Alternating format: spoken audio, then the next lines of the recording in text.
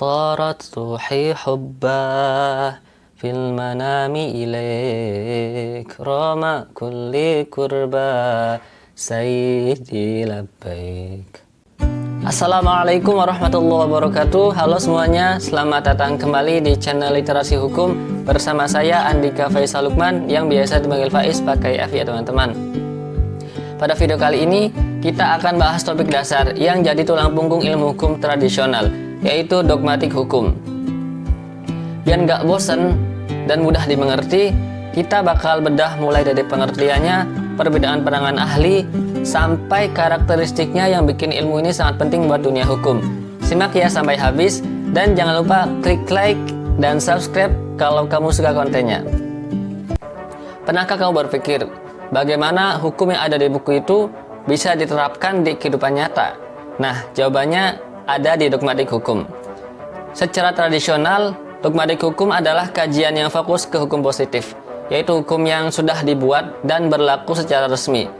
Tapi tahukah kamu, ada ahli bernama Mark Van Hookey yang punya pandangan berbeda. Menurut dia, dogmatik hukum itu adalah cabang ilmu hukum yang lebih luas karena tidak hanya fokus ke aturan saja, tapi juga memaparkan dan mensistematisasikan hukum positif sesuai dengan norma masyarakat pada waktu tertentu. Lebih dalam lagi, menurut Weyerson yang dikutip Van Dijk, dogmatik hukum punya 4 karakteristik penting yang bikin unik. Yang pertama, deskriptif analitis. Artinya, kita harus menggambarkan dan menganalisis isi hukum, lalu melihat hubungan antar konsep hukum agar maknanya jelas dan sesuai prinsip dasar. Dan yang kedua, sistematis. Semua gejala hukum yang sudah dianalisis disusun dengan mencari asas yang sama. Misalnya aja, property brokerage di Indonesia pada dasarnya sama dengan maklar karena berasal dari asas yang sama. Jadi asas ini jadi dasar buat menyusun aturan yang konsisten.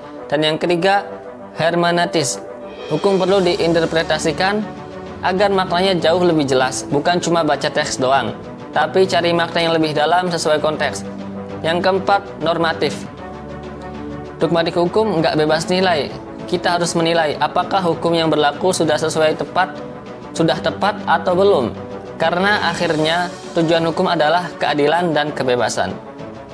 Yang penting banget ya, dogmatik hukum bukan cuma teori kosong, ia punya sifat praktis yang menjembatani teori dan kehidupan nyata. Mulai dari buku pegangan hukum sampai anotasi pada putusan hakim. Semua itu hasil kerja dogmatik hukum, yang bikin hukum lebih mudah dipahami dan diterapkan.